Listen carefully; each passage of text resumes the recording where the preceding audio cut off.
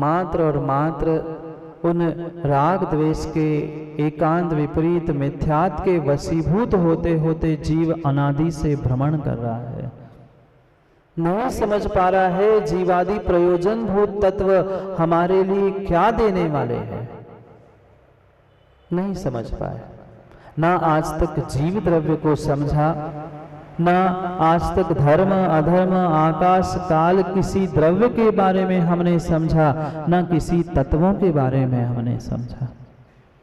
और इन्हीं तत्वों की भूल के कारण, प्रयोजन भूत तत्वों से विपरीत श्रद्धा होने के कारण से ही दुख मिला।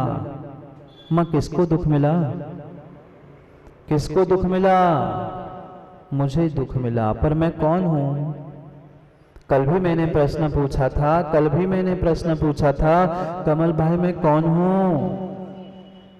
मैं कौन हूं? नाम मत ले लेना किसी का। जिसका नाम लोगे वो मैं नहीं हूं, और जो मैं हूं वह उसका नाम होता ही नहीं। ऐसे उस बेनाम जीव को पहचानने की आवश्यकता होती है। जो अनादि से दुख भोग रहा है, जिसे अनादि से दुख मिल रहा है, उसका नाम ही जीव है। क्योंकि शरीर तो दिख रहा है, पुद्गल दिख रहा है, वो पड़ोसी तो हमें दिख रहा है, पर पड़ोसी का नाम मैं नहीं हूं और मेरा नाम पड़ोसी नहीं है। ये जो तत्वों के प्रति भ्रांति थी, द्रव्यों के प्रति भ्रांति थी, उसके कारण से जिसने दुख उठाया है उसका नाम ही जीव द्रव्य जीव तत्व है। 7 तत्व है ना मां? कितने तत्व है जानते हैं आप लोग? जीव, अजीव, आश्रव, बंध, संवर, निजरा और मोक्ष। कितने ज्ञानी हैं? ज्ञान की तो कहीं से कहीं कमी नहीं है, कहीं से कहीं कमी नहीं है। पर मां ये ज्ञान किसके लिए? बच्चों को समझाने के लिए। बेटा 7 तत्व होते हैं, 4 कसाय होती है, 5 पाप होते हैं, इनको तुम छोड़ देना।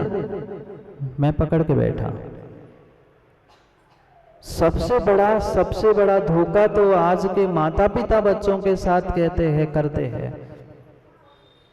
ये समझ नहीं पा रहे हैं, स्वयं तो मायाचारी कर रहे, पापों में लिप्त है, और बच्चों को पढ़ा रहे हैं बेटा पाप करना नहीं, नरक जाना पड़ता है, झूठ मत बोलना, मायाचारी मत करना, कसाय है, इससे नरक त्रियंश गति का आश्रय बंद होता है। मां ज्ञान किसके लिए बांटा?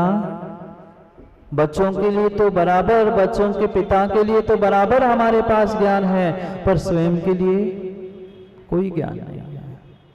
स्वयं को ये तक बोध नहीं है कि मैं जीव तत्व हूं, जीव द्रव्य हूं, मैं कितनी बड़ी भूल कर रहा हूं। और ये आपकी भूल आपके जीव को दुख देने वाली है।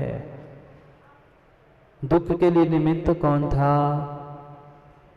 जो अजीव तत्व के साथ जीव तत्व का संयोग था, विभाव परिणमन चल रहा था, वह विभाव परिणमन, वह संयोग ही अनादि से जीव को दुख दे रहा था। वह दूसरा अजीव तत्व था। संसार और है क्या? संसार किसका नाम है? जीव अजीव की जो लीला चल रही है वही तो संसार है। जीव अजीव का जो संयोग भाव दिख रहा है, चारों गतियों के निमित्त से, 84 लाख योनियों के निमित्त से, वही तो संसार है। क्योंकि मुख्य द्रव्य तो 2 ही है। द्रव्य संग्रह पड़ी होगी ना शेखर पंडित जी? जीवम अजीवम दवम, दो ही द्रव्य है। एक जीव जिसका लक्षण चेतन है, और अचेतन रूपी जितने जितने द्रव्य है वे सभी अजीव है, और उन अजीव को ही जीव ने अपना माना है। इस कारण से अनादि काल से दुख उठा रहा है। 7 तत्व समझने बचपन में ये तो आपने मां पाठशाला में पढ़ाया भी होगा और शायद पढ़ा भी होगा कि जो नाविक है, नौका चला रहा है, वह जीव द्रव्य है। नौका चल रही है, जहाज चल रहा है, वह अजीव द्रव्य है, अजीव तत्व है। उसमें जो छेद हुआ था, पानी आ रहा है, वो कौन सा? देखो ज्ञान की कमी है क्या? वह आश्रव तत्व है, वही जब पानी भर जाता है वह बंध तत्व रूप होता है। वहां जब उस जिस छेद से पानी आ रहा था उसको बंद कर दिया, वह आते हुए पानी को रोकना, आते हुए कर्मों को रोकना, यही संवर तत्व था। जो पानी उस नाव में, नौका में, जहाज में भरा था उसे अलग कर देना, कर्मों को एक देश अलग कर देना, ये निर्जरा था। और पूर्ण रूप से उसे पृथक कर देना, ये मोक्ष तत्व था। ये तो हमने सब कुछ बचपन में पढ़ा, वर्तमान में पढ़ाया भी है, पर कभी माँ उस आश्रव और बंध तत्व पर विचार किया? पल पल जो हम पाप, कसाय और विषयों के भाव परिणाम कर रहे हैं, उसमें रचे पचे हैं, उससे हमने कितने बड़े आश्रव बंध को किया, इसका भान है? नहीं है। कोई एक क्षण, कोई एक समय भी मां ऐसा नहीं है जब आश्रव बंध नहीं होता। प्रति पल प्रति समय जीव को आश्रव जारी है, प्रति पल जारी है। पर वह आश्रव ही तो अनादि से दुख का कारण था। जो मिथ्या भ्रांति, मिथ्या कल्पना, मिथ्या मान्यता को लेकर विपरीत जो मेरी सोच बनती रही, वह मेरी विपरीत सोच ही पापों का, दुखों का आश्रव करने के लिए निमित्त बनी। भले ही मैं सब कुछ जानना देखने वाला जीव चेतन द्रव्य था, पर क्या करूं? बाकी सभी तत्व, बाकी सभी द्रव्य अपने आप में रहे, अपने कार्यों में रहे, पर दूसरों के कामों में नाक डालने की, हाथ डालने की आदत किसकी? मां आप लोग नहीं करते ना? बैठे तो मंदिर में हैं, पर बहन पता है उनके घर में का भाव, उनकी बेटी ने का करो। दुनिया की सब पंचायत हमने मंदिर में निपटा दी, पर स्वयं की पंचायत कब निपटाओगे? कभी अपने घर में क्या हुआ, मेरे जीव द्रव्य ने क्या किया, मैंने किसके लिए क्या सोचा, इसके बारे में कभी विचार किया? नहीं किया। और जब तक यह विचार नहीं करोगे, जब तक ये भ्रम नहीं मिटाओगे, तब तक विश्वास मानना दुखों से परे होने वाले नहीं है। क्या हुआ शेखर पंडित जी, ऐसा नहीं करते माता हरिते की? सबकी स्थिति यही है। दूसरे के घर में क्या हो रहा है, कौन क्या कर रहा है, उसका पूरा हमारे पास लेखा जोखा है, पर मैंने आज तक बचपन से क्या कुछ किया, क्या नहीं किया, उसका लेखा जोखा हमारे पास नहीं है। और जब तक उसका लेखा जोखा हम नहीं समझ पा रहे हैं, तब तक आश्रव बंध से बचने वाले नहीं हैं। दुख जिसे मिला वो जीव तत्व है, जिसके संयोग से मिला वह अजीव तत्व है। दुखों का कारण मुख्य रूप से है वह आश्रव तत्व, और उस दुखों को बढ़ाने के लिए निमित्त है वह बंध तत्व। क्योंकि मात्र कर्मों का आना ही नहीं था, आए हुए कर्म आत्मा में ऐसे चिपक गए, जो थोड़ा मोड़ा दुख था वह दुख को बढ़ाने का काम कर रहे थे, वह बंध तत्व। बंध तत्व ही हमें दुख में वृद्धि कराने के लिए निमित्त है। क्योंकि कल भी हमने समझा था, हमें बीमारी तो पता चल गई, जन्म जरा मृत्यु रूपी दुख, ये तो बीमारी पता चल गई थी, पर अब उसके कारण, उसके निमित्त, उसके सब व्यवस्थाओं को समझ रहे हैं। अगर दुखों से दूर होना है, तो संवर को प्राप्त करना होगा। दुखों से बचना, दुखों के कारणों से बचना, यही तो संवर तत्व है। और संवर नहीं है तो आप कितनी भी निर्जरा कर लेना, कितना ही दुखों से दूर भागने का प्रयास कर लेना, पर संवर के अभाव में वह निर्जरा प्रयोजन भूत नहीं है। क्योंकि कल हमने उस दूसरे छंद में पढ़ा था, जीवादि प्रयोजन भूत तत्व सरधे तिन माहि विपर्यत्व। ये 7 तत्व हमने पढ़े तो है, पढ़ाए भी है, पर वास्तव में उसका भीतर निर्णय नहीं कर पाए। निर्णय भी किया पर वह विपर्यत्व, विपरीत रूप से निर्णय किया, विपरीत रूप से श्रद्धान किया। और यह विपरीत कार्य ही हमारे लिए दुख देने वाला है। नहीं समझ पाया जीव चेतन को, क्योंकि आज तक जब भी हमने किसी को देखा वह दूसरे को ही देखा, दूसरे के शरीर, दूसरे के अन्य द्रव्य को देखा, चेतन को हम नहीं पहचान पाए। ऐसा अद्भुत द्रव्य आपके पास था जिसमें दुखों से छुटकारा करके मोक्ष तत्व दिलाना था। उस जीव को अनादि से उस भ्रांति और मिथ्यात विपरीत आदि निमित्तों से हम संसार में दुख देते रहे। चेतन का है उपयोग रूप, मां बोलो ना, याद नहीं है? चेतन का है उपयोग रूप, बिन मूर्ति चिन्ह मूर्ति अनु। अमूर्तिक होने पर भी वह अनूप मूर्ति उसकी है। ऐसी ज्ञान घन ज्ञान पिंड आत्मा को हमने आज तक जाना ही नहीं। बहुत बड़ी बड़ी बातें ऐसे भी पंडित जी, ज्ञानी और विद्वान हमने देखे, घंटों आत्मा की चर्चा कर रहे, हु हा करते हुए वह आत्मा की जीव द्रव्य ऐसा होता है, विषय भोग छोड़ने चाहिए, ये सब कुछ घंटों प्रवचन में कहेंगे। और जैसे ही प्रवचन समाप्त हुआ, एसी कमरे में जाके बोतल का ढक्कन खोला और छान के पिया। क्या करे?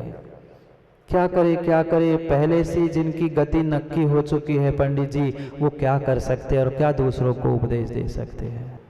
इसका मतलब ये नहीं है कि प्रवचन सुनना छोड़ देना। श्रद्धा अनुभूति के साथ उसे सुनो, पर मात्र कानों का विषय मानकर बहुत सुंदर वक्तव्य है, बहुत सुंदर प्रवचन करते हैं, शब्दों को अपना मानकर मत सुनो। शब्द साधन है, शब्द पुद्गल है, शब्द अजीव है। ये भी तो पढ़ा होगा माता आपने, सद्दो बंदो सुमो थूलो संतान भेद तम छाया, उज्जो दादव सहिया पुग्गल दव्व से पच जाया। काला गोरा सफेद, ये चमड़ी का भी जो वर्ण दिख रहा है, ये भी पुद्गल है, अजीब है। किन पुद्गल द्रव्यों की पर्यायों में हम उलझे हैं, नहीं समझ पा रहे हैं कि ये पुद्गल चेतन से, जीव से पूर्ण रूप से भिन्न है। ये बाहर की जो मूर्ति दिख रही है, आकार दिख रहा है, ढांचा दिख रहा है, वह मात्र पुद्गल कर्माण वर्गणा, आहार वर्गणा आदि से बना हुआ, 9 कर्म से बना हुआ ढांचा है। सांचा तो भीतर है। सुनाई दिया? ये बाहर का तो काला गोरा ये ढांचा है, सांचा नहीं। मां गुजिया बनाते आप लोग? गुजिया नहीं बनाते? गुजिया बनाते हैं ना? गुजिया बनाते हैं, मां किससे बनाते हैं?